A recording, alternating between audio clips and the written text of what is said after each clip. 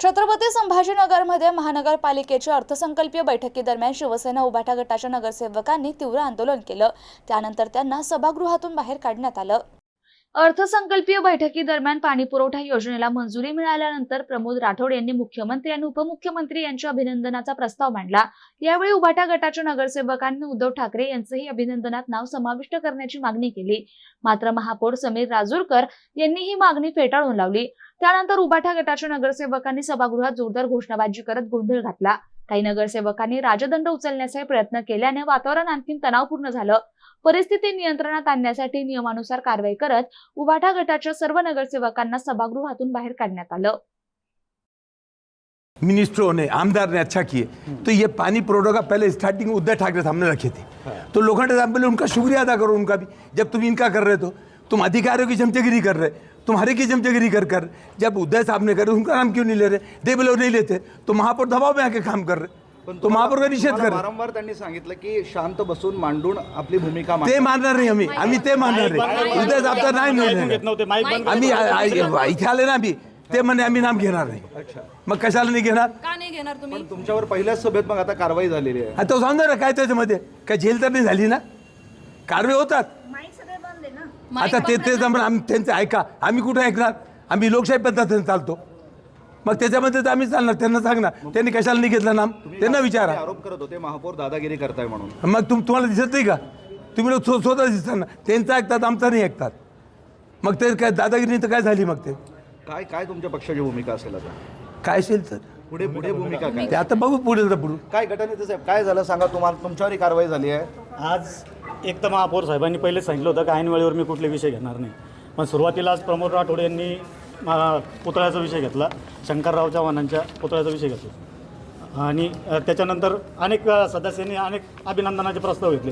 राजू वैद्य यांनी अभिनंदनाचा प्रस्ताव घेतला की 1680 कोटीची योजना मुख्यमंत्री देवेंद्र फडणवीस आणि अतुल सावे यांनी मंजूर केली, पण प्रत्यक्षात ती योजना उद्धवसाहेब ठाकरे यांनी मंजूर केलेली आहे आणि तिचं उद्घाटन भूमिपूजनसुद्धा उद्धवसाहेबाच्या हस्ते झालेलं आहे।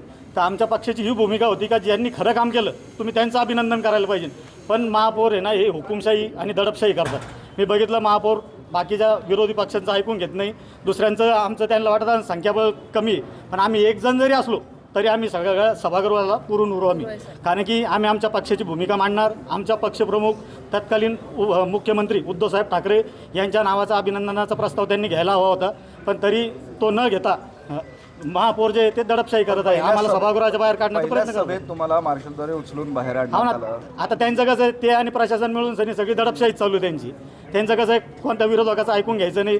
सुरुवातीलाच आता बाकीच्या लोकांचा पण राडा झाला, आम्ही काही त्याच्यात आम्हाला तरी कोपऱ्यात जागा दिली, बस नेऊन लोकांचा राडा चालू होता, आम्ही तर बस नेऊन भांडलो सुद्धा नाही त्यांना।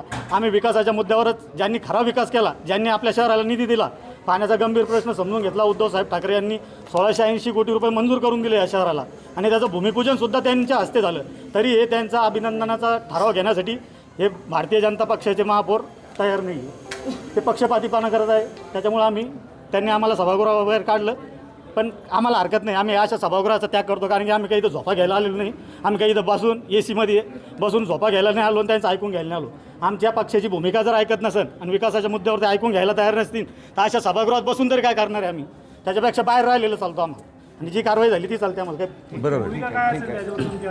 आम्ही निषेध करतो अशा महापौराचा, आम्ही आमच्यातर्फे पण आमच्या याच्यापूर्वी अगोदर गोंधळ झाला, त्यांना काय त्यांना बाहेर नाही काढला, त्यांचं भीती वाढली। त्यांना एकतर्फीच कामकाज करायचं असेल तर इतर सदस्यांना बाजूला ठेवून त्यांनी त्यांचे जे युतीचे सदस्य आहे तेवढेच बोलवावे त्यांनी जीपीला, त्यांच्यातच ठराव काय मंजूर करून घ्यायचे करून घ्यावे, इतर सदस्यांना बोलूच नाही त्यांनी।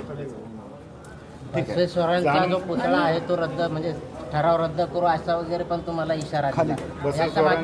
काय कोणी रद्द करू शकत नाही, तो ठराव आम्ही सर्वांमध्ये पास होणार आहे। महापौरांनी बोलल्यामुळे तो रद्द होऊ शकत नाही।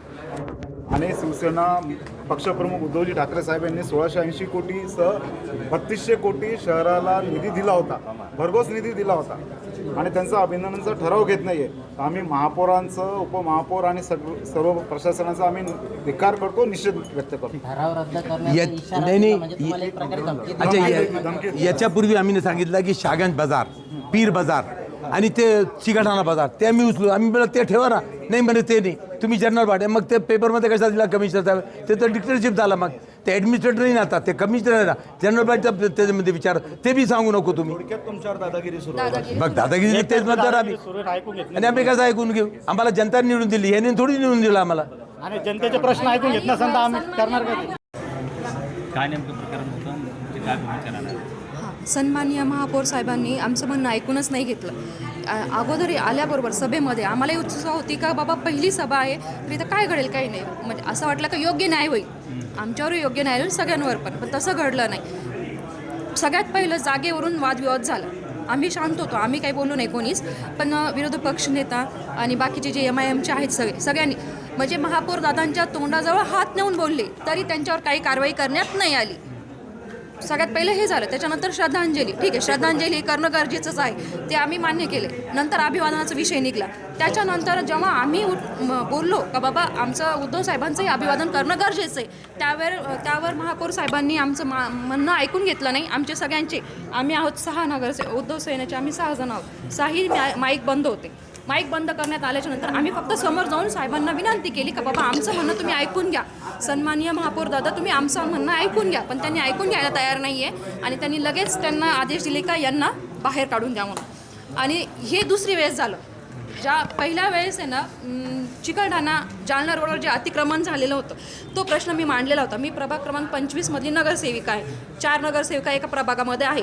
तर जे अतिक्रमणचा जे विषय मांडण्यात आला, प्रश्न मांडण्यात आला, त्यावेळेस समीर दादांनी महापौर साहेबांनी जी सभा घेतली त्या सभेमध्ये बाकीचे 3 नगरसेवक होते. 3ही नगरसेवक हे भाजपचे आहे आणि मी एक उद्धव साहेबांची पक्षातली आहे.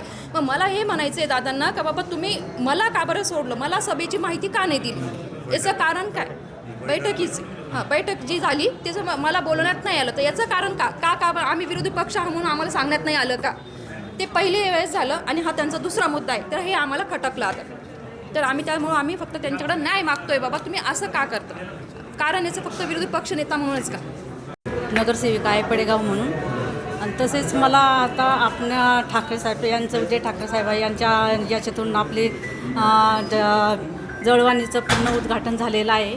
आणि आमचं फक्त एवढंच म्हणणं होतं की अभिनंदन त्यांचं पण करावे यावे आणि ते पण प्रस्ताव मंजुरी करावे. आणि तसेच आपले वार्डातले जे काही असलं ते आम्ही मांडवासाठीच इथं आलेलं आहे, जनतानं आम्हाला निवडून दिलेलं आहे. ते आमचं काम ते ऐकूनच नाही घेत आणि ते हे माईकसुद्धा चालू नाही.